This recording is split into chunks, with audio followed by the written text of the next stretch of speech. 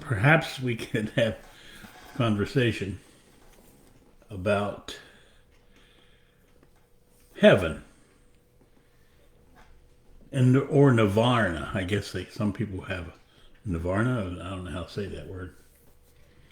They're both words that point to something. So if you care to live in heaven or Nirvana, there's only one thing you need to do. And it's simple, except in today's world, it's impossible just about. And that's just to speak the truth. When you speak the truth, you're in heaven. You have no feelings. You have nothing holding you back. You don't need your memory for anything except to stay out of harm's way. You are then a perfect person. Only because you're living in heaven. And there's another benefit to living in heaven. And that is you bring forth heaven by living in heaven. Kind of like if you care to bring forth peace on earth, then you need to be peaceful within. You need to already be peace. You can't argue, fight, go to war, carry guns, and then expect to bring forth peace, because those are all obvious things of violence. So if you will, there's that if you will thing again. Care to discover heaven on earth as God has promised you, then you need one simple action, and that's just to tell the truth. Now, here's the problem with telling the truth, speaking the truth. You have reasons, you have justifications, you have explanations, and because of all of that, you can't speak the truth. So if you drop your justifications, your explanations, your excuses, that leaves you with the truth. And then you're in heaven, or Nirvana. That other word, I don't know why you even used it, but I think it's a Western thing pointing at heaven, the same thing. Seemingly, to me, the mistake people make is they don't realize that in that, what's the name of that book? There's a real famous book. I can't think of the name of it. I think it starts with a B. I think Bible. Yeah, the Bible. People don't realize that that thing is a pointer. It's pointing with words. It even tells you that. Look, it tells you what it is. It says, in the beginning was the Word. You see, the Word, meaning, that's the beginning of language, the Word. However, the Word isn't the thing. It's never the thing. The Word points. It simply points. And the stories in that book are pointers. And they're pointing in today's language, at least I convert them to today's language, is if you care to discover heaven on earth, then simply speak the truth.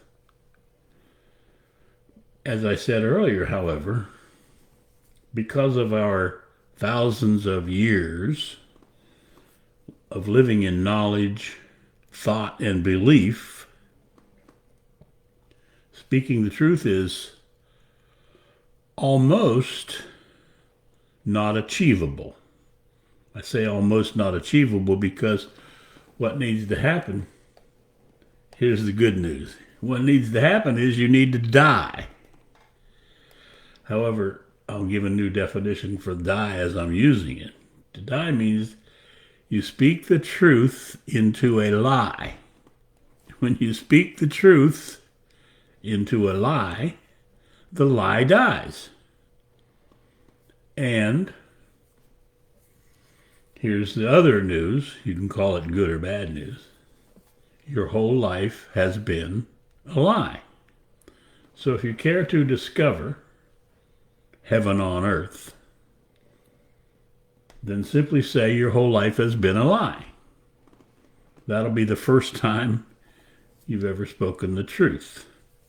And it opens the door, that little doorway to heaven. And in order to continue your movement with heaven, there's only one thing you need to do. Just keep speaking the truth. And your stress will be gone. Your suffering will be gone. Your misery will be gone. Your violence will be gone. Your wars will be gone. Your fighting, arguing, and killing and maimings will be gone. Because then there's nothing hidden. In today's world, the number one, I guess you could call it ingredient, is hidden. It's hidden in reason, justification, explanation, excuse. All of the things that thought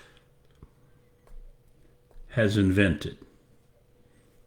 From knowledge, by the way. So the thing that I'm seeing, if I can say here, is there is another dimension of life. That dimension of life, if you'll allow me to take some liberties here, is the dimension of heaven. It's the dimension of God and that, what's that little fellow? The guy that God left for somebody else to, oh, Jesus, yeah. It's all of that. But it's that without the words. It's what it's pointing towards. The problem with knowledge is we get stuck in the words. We don't look to where the words are pointing. So if you really actually 100% care to free yourself to discover Nirvana, heaven on earth, God, Jesus, hell, I'll throw in Mother Mary, then all you need to do is speak the truth. Period. Outside of excuse. Outside of explanation. Outside of justification. Outside of reason. Those are the most insane things that we use. And guess why we use them? Guess why you use explanation, justification, excuse, and reason? Only one reason. Well, not one reason. You use them so you can always be right. And so you can always control everything and everybody, at least internally for yourself. So the throwing out of using reasonableness, justification, explanation, and excuse, all the reasons. The wind was blowing, the sun got in my eyes, whatever they are for your mistake. Instead of those, I have a suggestion. Just say, I made a mistake. I apologize. I can guarantee you that you will, if you do that, if you negate your reasons, explanations, justifications, excuses, you will discover the secret to life, which will then create internal peace for you, and then collective peace, or as the churches call it, peace on earth. The churches and the people that go to those churches pray for peace on earth. And they own between 1 and 15 guns. They'll tell you that they have to have those guns so that if somebody steals their stuff, they can put a bullet in their eyes. That's another whole conversation. So if you have any kind of comments, suggestions, or things that you care to bring forth, Kim had a pretty good one today. He ended it with saying he half understands it. I don't know what half understands. However, I do say understanding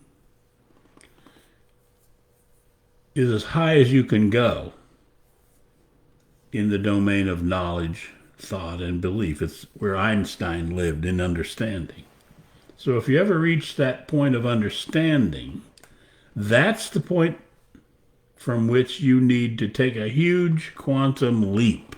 Leave everything you understand so that you don't know anything at all. Thank you.